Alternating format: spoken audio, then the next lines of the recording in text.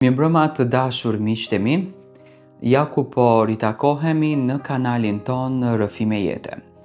Sonte pra jush do të vim me një rrëfim të treguar vetë nga zonja në fjalë, e cila po përjeton tmerrin e jetës.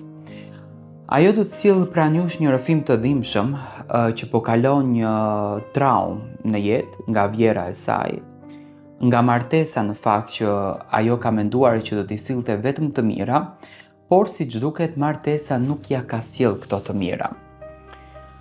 Do dëgjoni një rrëfim që mua më ka mahnitur kur e kam dëgjuar, do të thënë vjera po e maltreton aq shumë, edhe sot në këtë ditë, saqë zonja në fjalë nuk po gjen askundi mbështetjen qoftë as te familja e saj, sepse familja jetojnë me traditën, jetojnë me fenomenin që kështu ka qenë shkruar dhe ti duhet ta përballosh këtë dhimbje.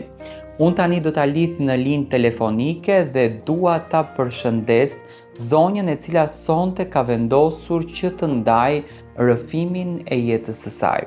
Unë besoj që ajo do të më dëgjon tani në këtë linjë telefonike për të shpjeguar në mënyrë të detajuar dhimbje që ka kaluar.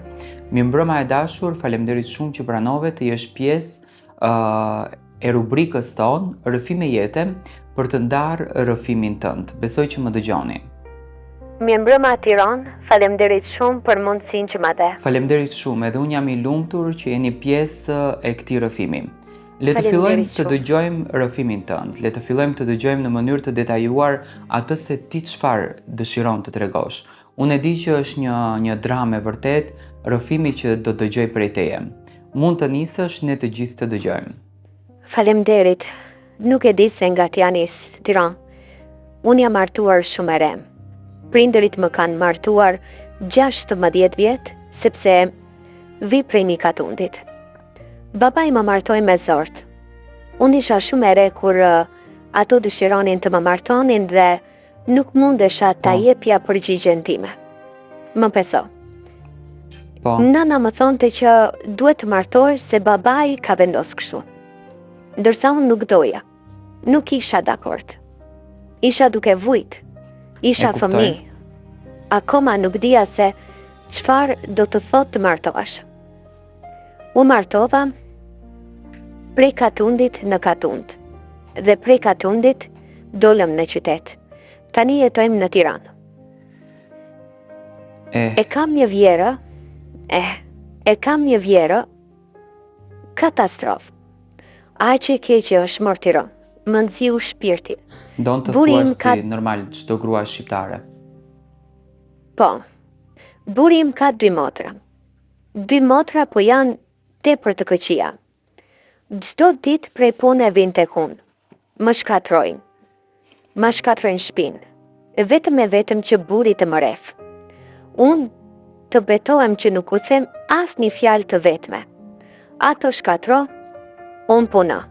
Ato shkatro, unë puno. Derdhe ujtin, derdhe lëngjet, derdhe ushimin. Vetëm që të ma shkatrojnë shpinë që unë të nervëzohem. Vjera është aq e keqe, sa që vetëm shbifën, vetëm gënjen, vetëm maltreton. Pra, vetëm mundohet që mua të më bën të ndjem si budallaqe.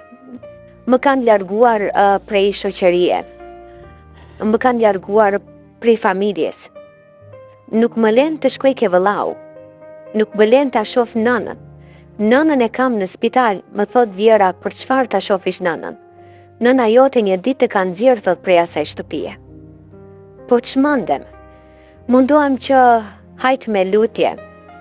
Lutu, falu, ase Zoti mos më ndryshon ndonjë gjë asnjë gjë.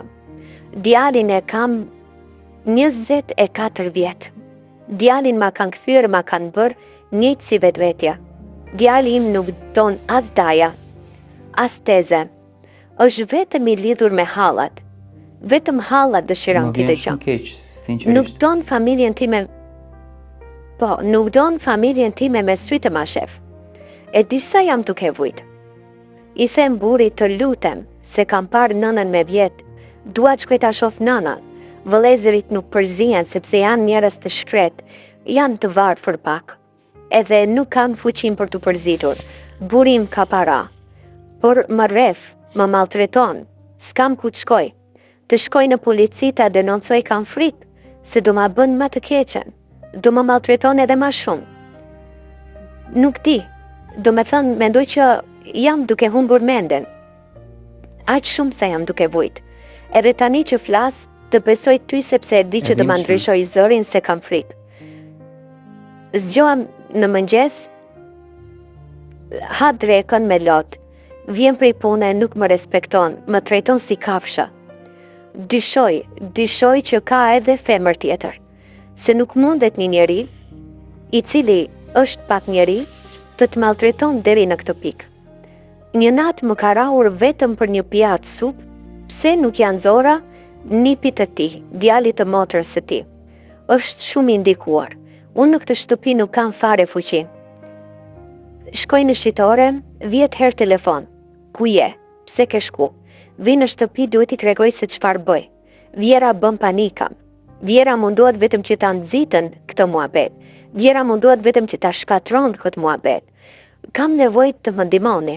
Nuk e di, jam duke u çmendur. S'di ku t'ja tregoj më këtë hall. Ndoshta do dëgjoj njerëzit e tu sepse të ndjek në përëfime, edhe ndoshta do më ndihmosh.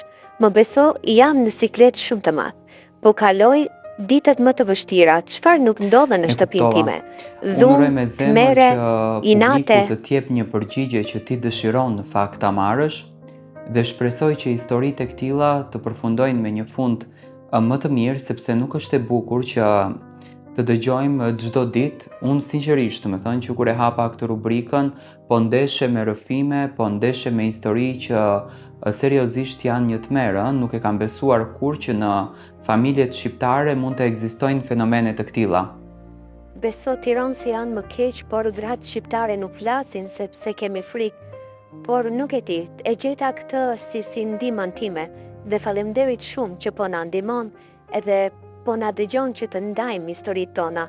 Uroj që të më jepet një mendim, nuk di se çfarë të bëj. E kam shpirtin të zbrazur, po vuaj shumë dhe ndonjëherë mendoj që vetëm ngarkoj me historinë time që tregoj. Unë të përshëndes edhe faleminderit shumë që ishe në linjë me mua.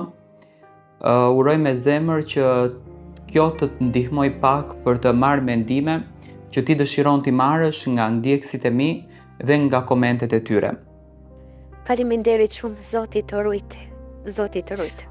Ne po shkëpusim linjën, besoj që e dëgjuat rrëfimin, bëhet fjalë për një marrëdhënie shumë të rëndë, nuse edhe vjerë, paragjykime, trishtime, mos pranime të realitetit të një nuses dhe një vjerës. Do kisha dashur që të shkruani në koment si do të kishit vepruar ju dhe çfarë këshille do t'i jepni kësaj zonje.